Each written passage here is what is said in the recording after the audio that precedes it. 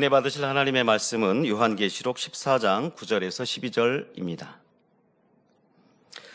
또 다른 천사 곧 셋째가 그 뒤를 따라 큰 음성으로 가로되 만일 누구든지 짐승과 그의 우상에게 경배하고 이마에나 손에 표를 받으면 그도 하나님의 진노의 포도주를 마시리니 그 진노의 잔에 섞인 것이 없이 부은 포도주라.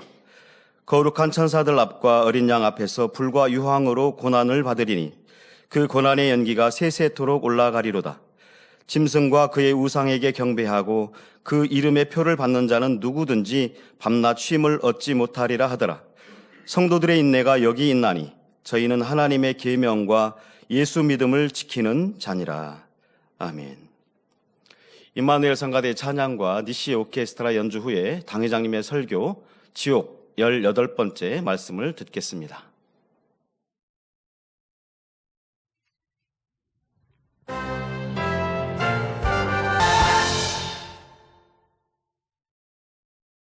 사랑하는 성도 여러분, 전 세계 및 전국의 지교회 성도 여러분, 지성전 성도 여러분, 전 세계 인터넷을 통해 예배 드리는 모든 성도 여러분, GCN 시청자 여러분, 지옥 18번째 시간입니다. 지난 시간에 성령을 해방하고 아랫음부에 떨어져 나무 기둥에 묶인 채 형벌 받는 한 영혼에 대해 말씀드렸습니다. 그는 함께 성령을 해방하여 아랫음부에 떨어진 영혼들에게 물어 뜯기는 고통을 당한다고 했지요. 아랫음부 형벌 중에는 이런 식으로 똑같이 형벌 받는 처지에 있는 영혼들끼리 고문하는 형벌들이 있습니다. 그중 한 예로 하나님을 믿는다 하면서도 온전한 11조를 하지 않는 영혼들도 이런 유형의 형벌을 받습니다. 아랫음부의 한 장소에 의자가 놓여 있는데 그 의자에는 어떤 영혼이 두 손과 두 발이 꽁꽁 묶인 채 앉아 있습니다. 그의 한쪽 가슴에는 도적이라고 적힌 패가 달려 있습니다. 이는 하나님 것을 도적질한 도적임을 나타내지요. 그 주위에는 많은 영혼이 돌멩이와 죽창, 즉 대나무로 만든 창을 들고 둘러서 있습니다. 의자에 앉아있는 영혼은 물론 그 주변에 둘러서 있는 영혼들도 마찬가지로 11조를 도적질한 이들이지요. 이 영혼들의 가슴에도 하나같이 도적이란 글자가 적힌 패가 달려 있습니다. 그들의 뒤에는 지옥사자들이 한 손에 채찍을 들고 팔짱을 낀 채로 지켜서 있습니다. 벌겋게 혈안이 된 매서운 눈으로 형벌받는 영혼들을 감독하지요. 그중 머리로 보이는 지옥사자가 의자에 묶여있는 영혼을 향해 비아냥거립니다. 내가 세상에서 신앙생활 할 때 11조를 착복하여 내가 먹고 마시는데 내 배를 불리는 데 쓰더니 그렇게 좋더냐 하고 조롱하는 터로 말하지요.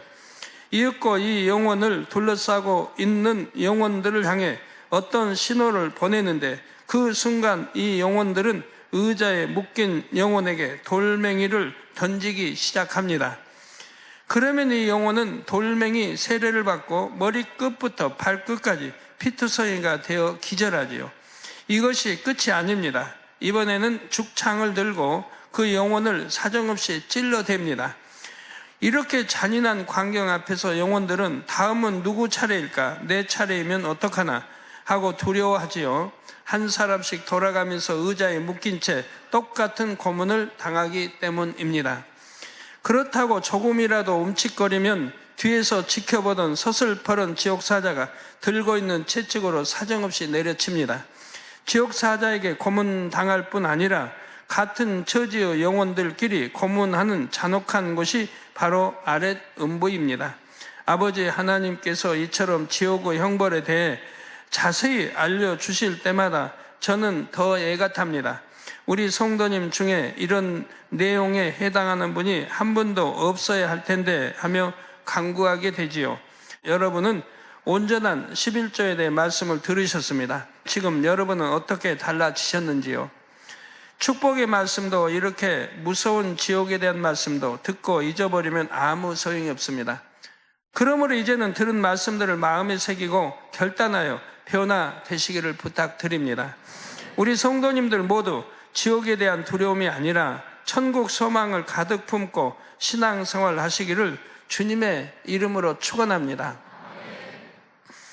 사랑하는 성도 여러분, 오늘은 아래등부에 떨어질 수도 있고 7년 환란 때 이삭 줍기 구원을 받을 수 있는 한 영혼에 대해 말씀을 드리겠습니다.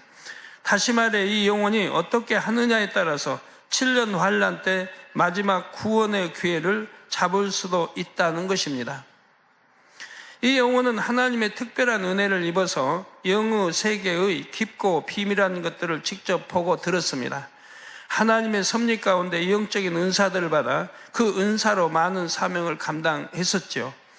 이 영혼은 비록 마음에 악이 많고 믿음도 적었지만 은사를 받을 당시 하나님께 대한 마음만큼은 참으로 뜨거웠습니다. 합당한 자격을 갖춘 것은 아니었지만 그래도 이런 마음이 있었기에 특별한 은혜를 입을 수가 있었지요. 그러나 이 영혼 역시 아랫 음부에 떨어진 다른 많은 영혼들처럼 마음의 할례를 멈춰버리고 말았습니다. 귀한 사명을 감당하다 보니 자신은 믿음이 크다고 생각하게 되었고 마음이 점점 교만해졌지요. 자기가 없으면 하나님의 뜻이 이루어지지 않을 거라고 생각할 정도였습니다. 그런 가운데 자신은 은사를 통해 나타나는 영광을 하나님께 돌리는 것이 아니라 자기 스스로 취하기 시작했지요. 자기 자신을 높여서 성도들이 자신을 섬기게 만들었습니다. 정욕을 쫓아 원하는 것을 누리기 위해 하나님의 재정이나 물건을 임의로 사용하기까지 했지요. 또한 하나님께 거듭 불순종해 나갔습니다. 마치 사울왕이 기름 부음을 받고 왕이 되었다가 계속 불순종함으로 버림받았던 것처럼 이 영혼도 거듭 불순종하기를 맞이 않았지요. 그 결과 하나님께 버림받고 말았습니다. 물론 여기서 버림받았다는 것은 하나님께서 먼저 내치셨다는 것이 아닙니다. 그가 돌이키지 않음으로써 하나님께서 붙들어 주실 수 있는 범위를 스스로 벗어났다는 의미이지요. 이처럼 아무리 큰 은사를 받았다고 해도 하나님의 영화로운 도구로 쓰였다고 해도 죄악을 버리지 않고 불순종하는 사람은 결국 버려질 따름입니다. 물론 이 영혼은 하나님 말씀을 잘 알기에 자신이 얼마나 큰 죄를 짓고 있는지 알았습니다. 그래서 두려운 마음에 여러 번 회개도 했고 금식도 장기 금식도 했었습니다. 그러나 베드로후서 2장 22절에 개가 그 토하였던 곳에 돌아가고 돼지가 씻었다가 더러운 구덩이에 도로 누웠다는 말씀처럼 매번 말로만 회개할 뿐이었습니다. 왜 회개한다고 하고 또 돌이켜 또 반복 죄를 짓는다면 차라리 회개하지 아니한만 못하죠. 즉 하나님을 자꾸 우롱하고 속이는 격이 됩니다. 다시 같은 죄를 반복해서 지음으로 죄의 담은 더욱 높아져만 갔습니다. 계속해서 교만과 욕심, 정욕을 쫓아 범죄함으로 마침내 하나님께서 그를 외면하시게 되었죠.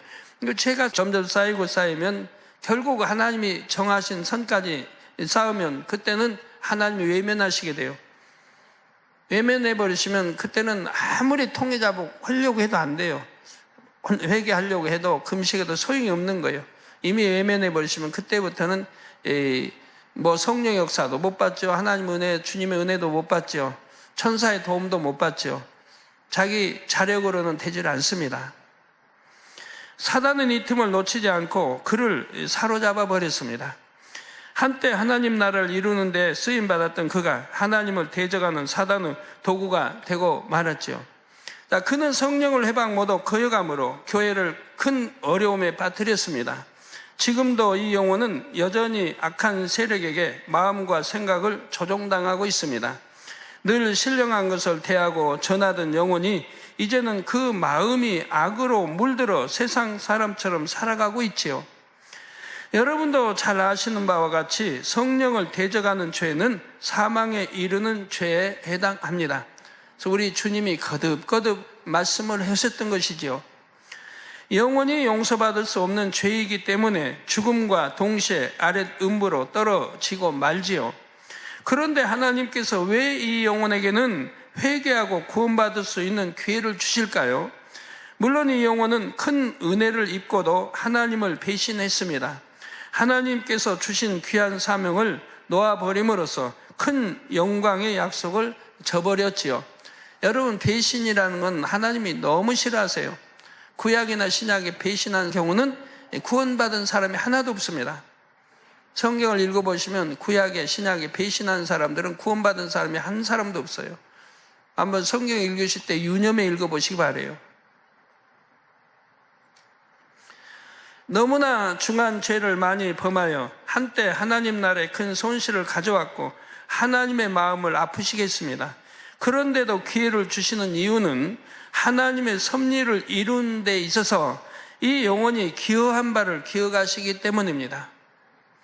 하나님 나라를 아름답게 이루어가던 순간들, 하나님께 기쁨을 드렸던 순간들을 생각하심으로 한 번 더 기회를 주시는 것이지요. 이스기야 왕도 하나님이 데려가시겠다고 할 때 어떻게 하나님께 강청을 했습니까? 내가 하나님 예전에 이렇게 좋은 일을 했습니다. 하나님 나라를 위해 내가 이렇게 선한 이런 좋은 일을 했습니다라고 고하지 않습니까? 물론 통해잡어, 벽을 향해 통해 잡아가면서 자기가 선하게 좋게 했던 일들을 고하게 됩니다. 그러므로 선처를 입어 15년이나 생명이 연장되는 것을 볼 수 있지 않습니까?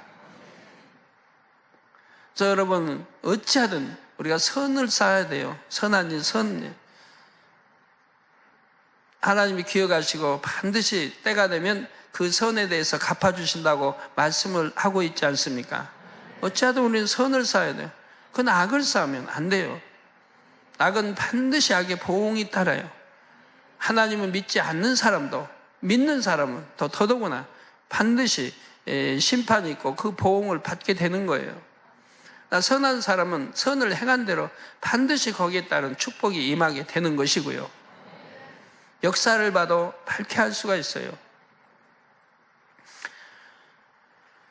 그래서 그 기회는 바로 7년 환란에 떨어져 순교하는 것입니다. 물론 이것은 결코 쉬운 일이 아니지요. 7년 환란에 대해서는 요한계시록 강해에서 자세히 다룬 바 있습니다. 이 시간에는 간단하게 살펴보겠습니다. 지금부터 약 2000년 전 우리 예수님은 사망 권세를 깨뜨리고 부활하셨습니다. 40일 후에는 많은 제자들이 보는 앞에서 하늘로 올라가셨지요. 그래서 지금은 천국 아버지 하나님의 보좌 우편에 앉아 계십니다. 앞으로 때가 차서 인간 경작이 맞춰지면 주님께서는 수많은 천군 천사와 먼저 구원받아 천국 대기장소에 가 있는 성도들을 이끌고 공중으로 강림하십니다. 성경에 보면 강림하신 장면이 얼마나 막 천사장, 오리 나팔 소리 함께 화려하게 오시는 그 광경이 기록되어 있죠. 이때 살아서 주님을 맞는 성도들이 공중으로 들려 올라갑니다. 즉 휴거라고 하죠. 우리 살아서 주님 영접한 분들은 그냥 산채 이렇게 신령한 몸으로 변화되어서 들려 올라가게 됩니다. 그리고 공중에서 7년 동안 신랑이신 주님과 성도들의 혼인잔치가 열립니다. 공중하면 이제 우리 제2 하늘을 말합니다. 이와 대조적으로 이 땅에서는 인류 역사상 유례 없는 대참상이 벌어집니다. 휴거 이후 세계는 대혼란 상태에 빠집니다. 또한 이 기간에 3차 세계 대전이 발발하지요. 7년 환란 동안 지구는 거의 폐허로 변하고 인류 대다수가 사망합니다. 그래서 계시록엔 잘 기록되어 있죠. 자세하게 기록이 나옵니다.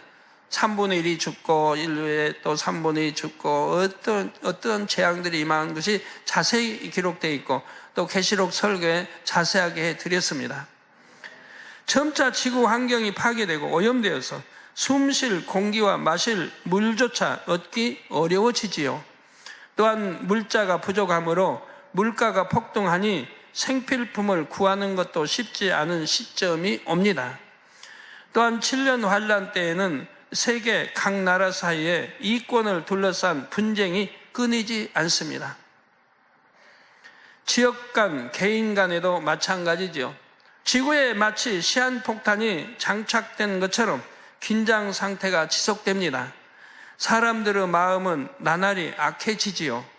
이런 각박한 세상에서 사람들은 언제 죽을지 모르는 불안과 공포 속에 살아가므로 사는 것 자체를 고통스럽게 느낍니다. 또한 7년 환란 동안에는 주님을 믿는 사람들에 대한 대대적인 핍박이 일어납니다. 휴거되지 못하고 이 땅에 남은 사람들 중에는 이전에 교회에 다녔던 사람들도 많습니다. 영적으로 깨어있는 신앙생활을 하지 못해 그만 들림받지 못한 사람들이지요. 이게 들림받은 사람보다 들림받지 못한 사람들이 너무너무 훨씬 많다는 얘기예요. 또 교회에 다니지는 않았지만 7년 환란에 대해 전해 들어서 아는 사람들도 많이 있습니다. 이들은 성경 말씀대로 휴거가 일어난 것을 볼 때 큰 두려움에 사로잡힙니다. 그제서야 하나님 뜻대로 살지 못한 것을 회개하지요. 어떻게든 구원받을 길을 찾으려고 합니다. 그러나 원수마귀 사단이 완전히 장악한 세상에서 구원받기란 쉽지가 않습니다. 이 악의 영들을 비롯한 어둠의 세력은 이전보다 더 강력하게 사람들의 마음을 사로잡아 조종합니다.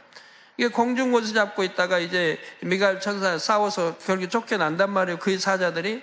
그러면 이 땅으로 내려온다 이 말. 그럼 이 땅으로 내려오면 바로 눈앞에 우리하고 접하고 있잖아요. 그러니까 더 마음을 사로잡아서 그들을 마음대로 조종을 하게 되죠. 특히 적그리스도를 조종하여 하나님을 대적하죠. 적그리스도, 즉 그리스도와 반대, 바로 적그리스도를 이단이라고 하는 거예요. 아무나 뭐 이단 하는 사람들 얼마나 성령 해방 거역 모독이 돼요. 성경 구약이나 신약을 살펴보면 이단이 뭔지 잘 나와 있는데도 자기 생각과 안 맞으면 이단, 뭐 신비한 어떤 뭐 기사 표적을 베푸면 또 이단.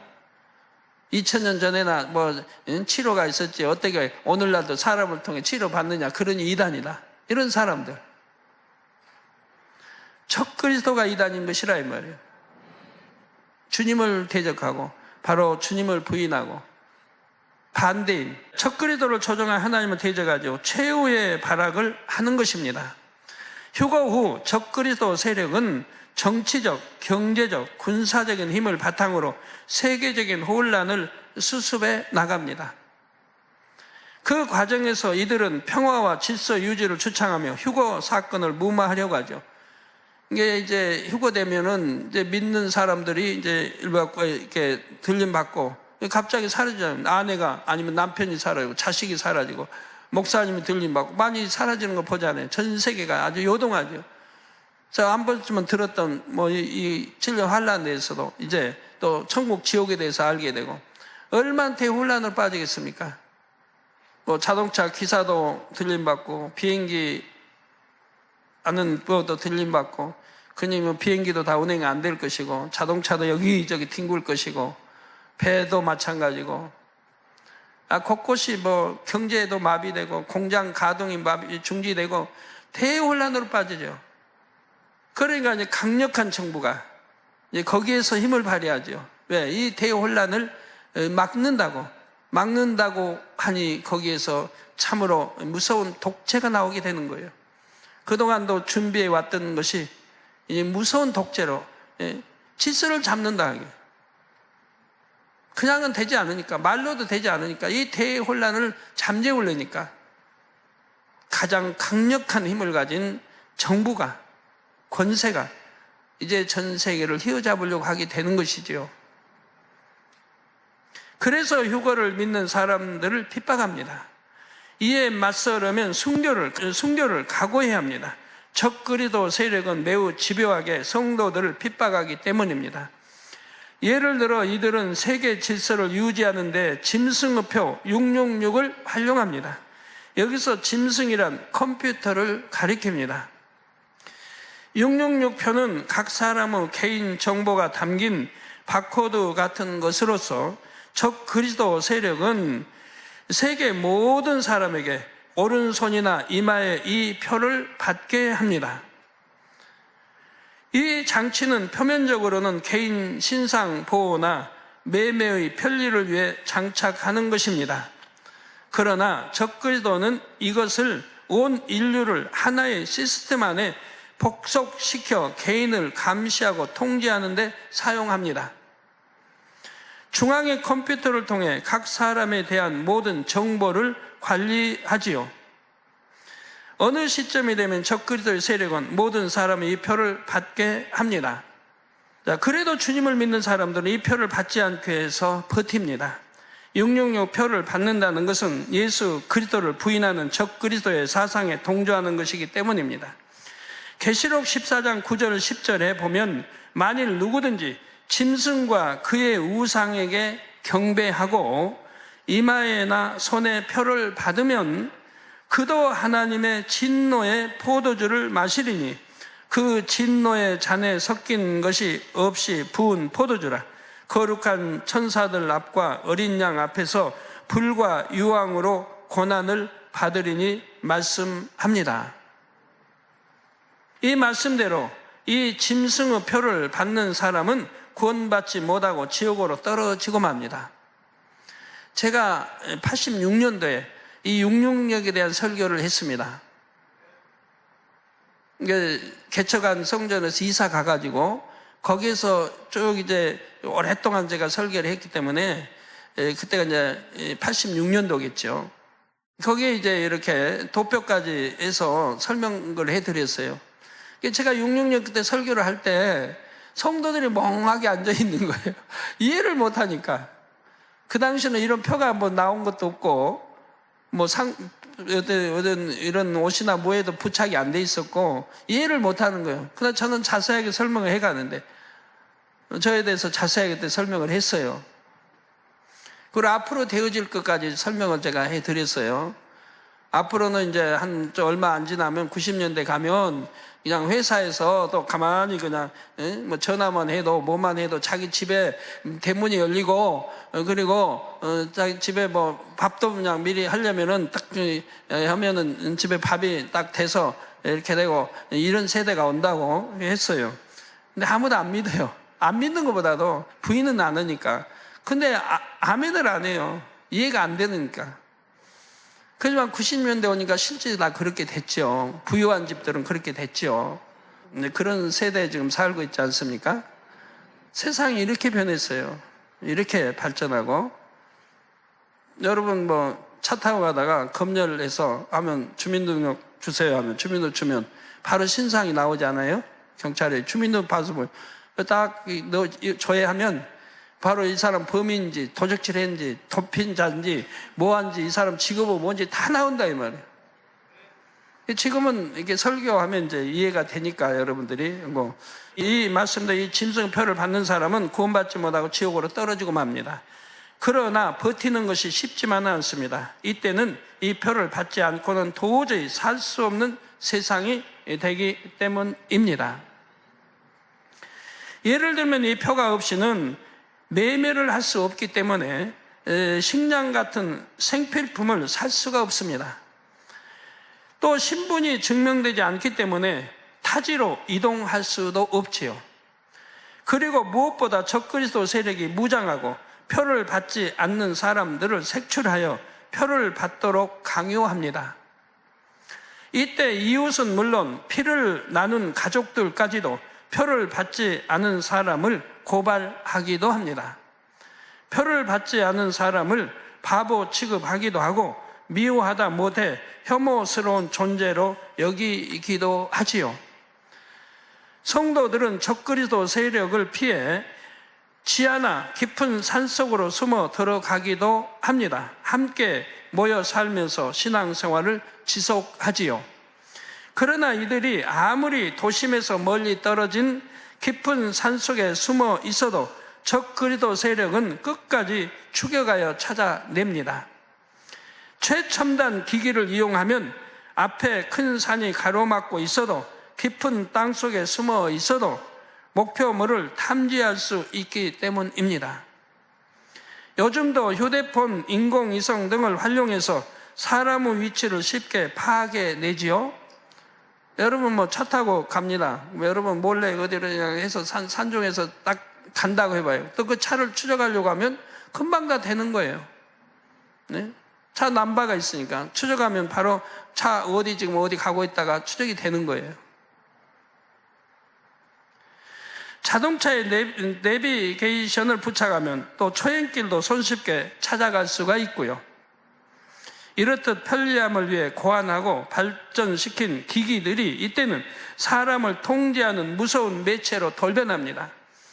적그리스도는 이렇게 숨어있는 사람들을 찾아내면 처음에는 말로 회유하지만 듣지 않으면 고문 장소로 데려갑니다. 그곳에서 주를 부인하도록 성도들을 끔찍하게 고문하지요. 이때 순교하면 구원받을 수 있지만 적그리스도 세력은 성도들이 쉽게 순교하도록 놔두지를 않습니다. 잔인하고 사악한 온갖 방법을 총동원하여 죽지 않는 한계 내에서 엄청난 고통을 줍니다.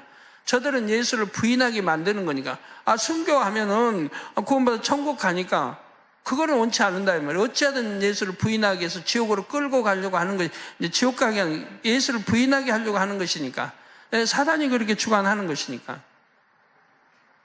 그러니까 죽지 않게 고문을 하는데 최대한 고통을 준다 이 말이에요. 그 과정을 잠시 설명해 드리겠습니다. 적그리스도 세력들은 사로잡은 사람들을 고문실로 데려가기 전에 먼저 화면을 보여줍니다. 그 화면에는 먼저 잡혀온 사람들이 고문받는 모습이 나옵니다. 고문받는 사람들이 절규하는 소리, 날카로운 비명소리도 고스란히 들려오지요.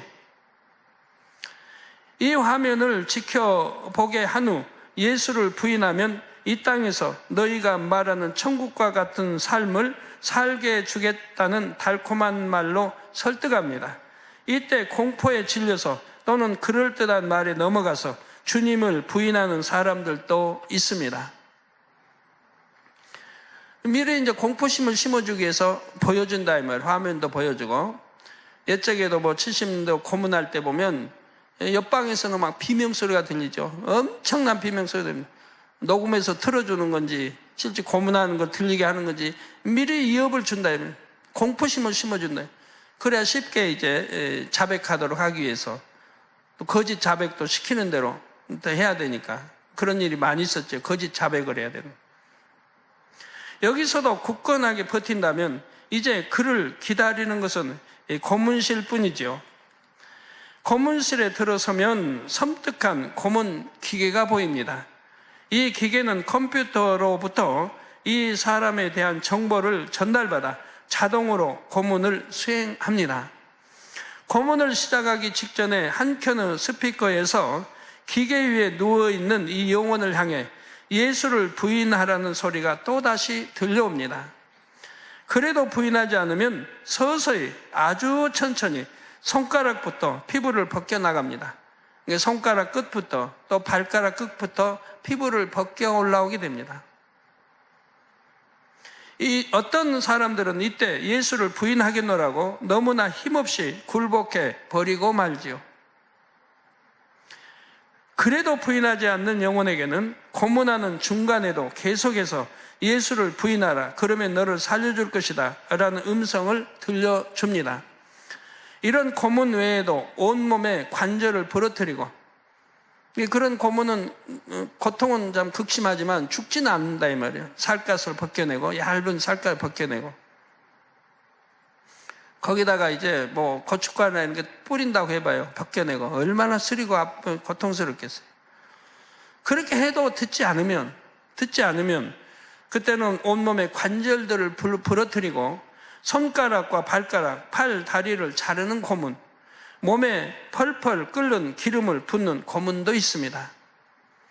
어떤 사람은 자신이 고문 받을 때는 견뎌내지만 늙은 부모님이나 어린 자녀를 데려다가 자신이 보는 앞에서 고문할 때 굴복하기도 합니다. 사랑하는 사람들이 울부짖으며 몸부림치는 모습에 무너져 버리고 말지요. 이런 와중에도 아주 적은 수이기는 하지만 중심이 곧고 바른 몇몇 사람들은 모든 고문과 유혹을 꿋꿋하게 이겨냅니다. 이렇게 순교하여 믿음을 지킨 이들은 늦게나마 구원의 대열에 동참하지요. 그러나 좋은 천국은 가지 못합니다. 그렇다면 오늘 말씀드린 사례의 인물은 어떤 고문을 받게 될까요? 다음 시간에 이어 설명드리겠습니다. 결론을 말씀드립니다. 사랑하는 성도 여러분, 하나님은 공의의 하나님이십니다. 각 사람에게 구원의 기회를 주실 때 누구는 덜 사랑해서 기회를 덜 주시고 누구는 더 사랑해서 기회를 많이 주시는 분이 아니지요. 공의에 맞게 각 사람이 선악관에 행한 대로 구원의 기회를 허락하십니다. 계시록 2장 23절 후반절에 모든 교회가 나는 사람의 뜻과 마음을 살피는 자인 줄 알지라. 우리 하나님은 우리 마음 뜻 다 살피시는 분이에요. 우리가 입술로 말하지 않아도 다 아신다 이 말이에요. 내가 너희 각 사람의 행위대로 갚아주리라. 행위대로 우리가 이 땅에서 행한 대로 갚아주시는 겁니다. 그렇기 때문에 여러분 특히 입조심을 하세요. 입조심. 입에 파스콘을 붙이고 입조심을 해야 돼요. 왜? 우리가 어떤 행위적으로 나타나는 죄들은 기억하기 때문에 회개하기가 좋습니다. 더구나 믿는 사람들은 행위적으로 뭐 어떤 폭력을 했다면 바로 회개하지 않습니까? 그러나 입술로 뱉은 말은 기억을 못하는 수가 많이 있기 때문에 범죄를 해도 죄를 지어도 회개할 수가 없다 이 말이에요. 회개하지 않은 것은 반드시 심판날에 신문을 받게 되어 있는 거예요. 회개한 것은 용서를 받으니까 신문을 안 받지만 회개하지 않은 것은 신문을 받아요. 그러니까 입술에 낸 말을 내가 기억하지 못하기 때문에 문제인 거죠. 유괴 사람들은 생각속에 나온 말들이기 때문에 기억을 못해요. 잊어버리니까. 금방 한 것도 기억 못하는 사람들 저는 자주 봐요. 금방 뱉어서 말하면 나 그런 말 한 적 없다고. 이런 사람 꽤 봐요. 아마 여러분들도 그런 사람들 많이 보지요. 주위에. 금방 했는데도 안 했다고 하는 사람. 그 사람은 안 한 거예요. 자기는. 기억을 못하니까. 근데 했는데 분명히. 옆에 이제 누가 있어가지고 아까 들었지 않냐고 들었다고. 그래도 자기는 기억이 안 되니까 안 했다고 그러죠.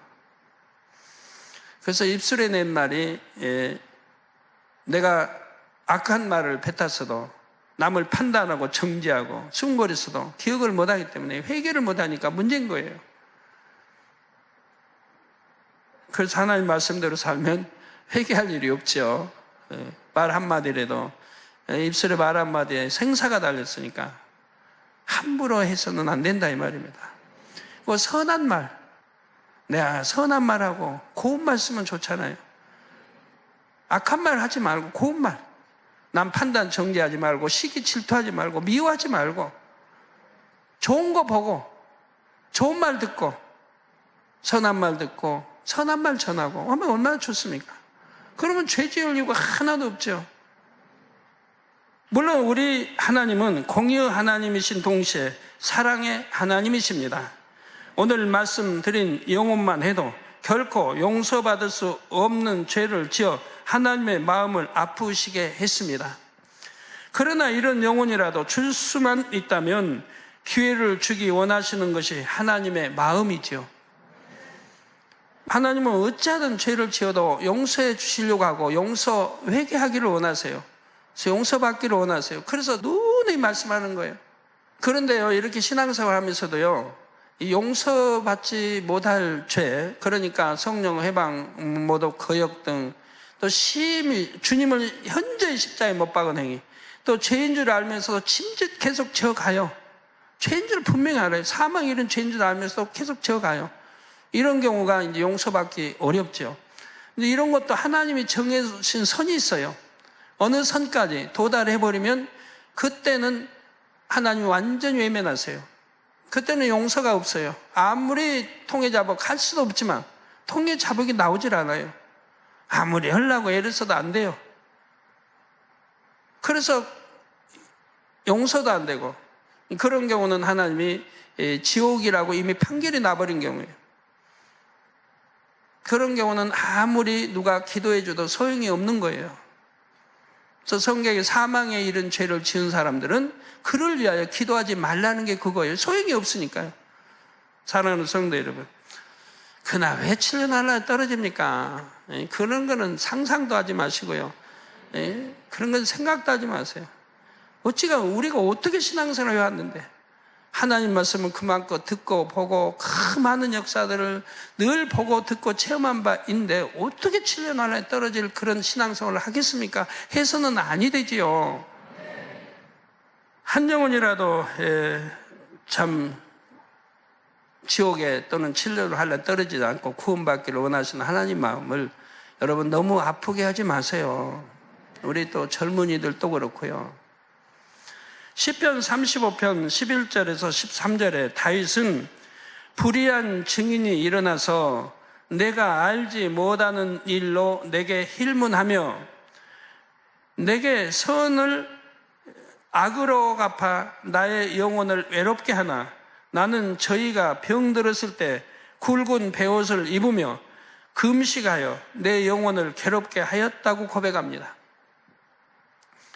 피조물인 사람도 하나님의 마음을 닮으니 이처럼 선을 악으로 갚은 원수도 선대합니다.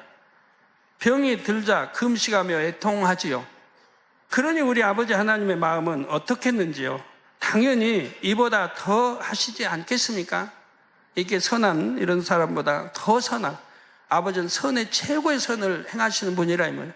사랑도 그렇고요.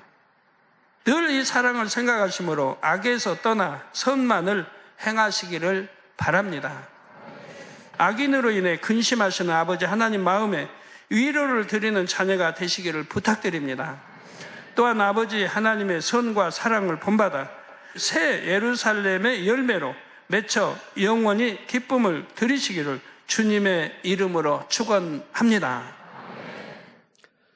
들으신 말씀을 생각하면서 함께 기도하겠습니다. 아버지 하나님, 오늘도 귀한 말씀 참으로 감사합니다. 신앙생활에 있어서 마음의 할례는 너무나 중요한데 이러한 할례를 멈추면 깨어있는 신앙생활을 하지 못할 뿐 아니라 교만이 스며들듯 찾아오고 나아가 거듭된 불순종으로 결국은 넘어선 안 될 선까지 넘게 된다 했습니다. 작은 것에서 용납된 불순종이 끝내 돌이킬 수 없는 지경에 이르게 만든다는 사실을 깨달아 명심하며 아버지께서 베풀어 주신 그 크신 사랑들을 겸비 간직하고 또한 삶 속에서 여전히 내려주신 은혜와 변화의 기회를 온전히 붙들어 7년 환란과도 같은 그런 끔찍하고 잔혹한 그런 곳에는 상관이 없는, 그리하여서 아버지 나라에 더 크게 임하지 않은 만민이 되게 축복해 주시옵소서. 감사드리옵고 예수 그리스도 이름으로 기도하옵나이다. 아멘. 당의자의 매 환자를 위한 기도를 받겠습니다. 아픈 곳이나 연약한 곳에 손을 얹고 기도받으시고 아프지 않은 분들은 가슴에 손을 얹고 마음의 소원을 위해 믿음으로 기도받으시기 바랍니다. 할렐루야. 전능하신 사랑의 아버지 하나님, 이 시간 기도받는 모든 성도님들 위해 안수하여 주옵소서. GCN과 인터넷과 화상을 통해 기도받는 지교회와 지성전 그리고 전 세계 하나님의 자녀들 위에도 시공간을 초월하여 역사하여 주시기를 원합니다. 믿어지는 믿음을 주시고 부정적인 생각과 의심의 세력을 물리쳐 주옵시며 모든 시험 환란도 물리쳐 주옵소서. 머리부터 발끝까지 오장육부 뼈 마디마디 온몸의 신경 조직 세포 등 아픈 곳마다 성령의 불로 태우시고 근본의 빛으로 역사하여 주옵소서. 예수 그리스도의 이름으로 명하노니 원수마귀 사단 모든 질병 균 연약함아 물러가라. 빛이 임하라. 모든 불치 난치병도 성령의 불로 태워 깨끗게 하여 주옵소서. 말라리아를 비롯한 모든 풍토병도 물리쳐 주옵소서. 감기, 기침, 열, 몸살, 독감 등 각종 유행성 질병도 다 물러가라. 어떠한 유행성 질병 균도 틈타지 않게 지켜 주옵소서. 위암, 폐암, 간암, 유방암, 자궁암, 대장암, 피부암 등 각종 암과 에이즈, 백혈병, 뇌졸중, 고혈압, 저혈압, 심장병, 폐병, 위장병, 당뇨, 부인병, 피부병, 갑상선 질환과 모든 염증도 깨끗게 하여 주옵소서. 소아마비, 중풍, 관절염, 디스크도 온전케 하여 주옵소서. 요통, 두통, 신경통을 비롯한 모든 통증은 사라질지어다. 간질, 자폐증, 우울증, 조울증, 노이로제 등 모든 정신질환도 물러가라. 모든 마비된 것도 풀어지고 일어나 걷고 뛸지어다. 눈도 잘 보이게 하옵시고 귀도 잘 들리게 하여 주옵소서. 소경은 눈을 뜨고 기머거리는 들으며 벙어리는 말할지어다. 각종 사고, 후유증도 깨끗게 하시고 부러진 뼈도 붙여 주옵소서. 화상 입은 것도 온전케 하옵시고 화기암 물러가라. 열도 물러가라. 아버지 흉터 나지 않게 역사해 주시기 원합니다. 마약을 비롯하여 각종 약물과 독극물 중독도 깨끗함을 입을지어다. 죽은 신경과 세포가 살아나며 죽은 자도 살아나게 하여 주옵소서. 잉태의 축복도 주시기를 원합니다. 잉태의 축복을 받으라. 예수 그리스도의 이름으로 명하노니 원수마귀 사단아, 하늘 공중 곳에 잡은 악의 영들아 물러가라. 그의 사자들도 물러갈지니라. 이 땅의 악한 영, 더러운 영, 거짓되고 간사한 영, 의간질하고 미혹하는 모든 어둠들은 물러가라.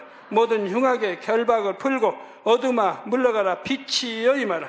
아버지 하나님, 부르짖어 기도할 수 있는 능력을 주시고 죄를 버리고 성결될 수 있는 능력을 주옵소서. 영원히 잘됨같이 범사에 잘되게 하시고 가정의 복음화도 이루어 주시기를 원합니다. 한 주간도 모든 사고와 재앙으로부터 지켜주시고 불통이 없는 형통한 삶을 살 수 있도록 축복해 주옵소서. 성령의 불담으로 천군 천사와 주님의 불꽃 같은 눈동자로 모든 하나님의 자녀들과 가정, 일도, 사업들을 지켜주시기를 원합니다. 학생들에게 지혜와 명철을 더하시고 공부할 수 있는 뜨거운 마음과 열정도 더하여 주옵소서. 마음과 생각을 세상에 빼앗기지 않도록 지키시고 하나님을 뜨겁게 사랑하는 학생들로 축복하여 주옵소서. 하나님의 자녀들이 먹으나 마시나 입으나 무엇을 하든지 하나님 앞에 영광 돌리는 삶이 되게 축복하여 주시기를 원합니다. 나는 하나님을 만났노라, 체험했노라, 응답 받았노라, 축복 받았노라, 간증하는 입술이 되게 역사하여 주옵소서. 아버지 하나님 감사합니다. 홀로 영광 받으옵소서. 우리 주 예수 그리스도의 이름으로 기도하옵나이다. 아멘.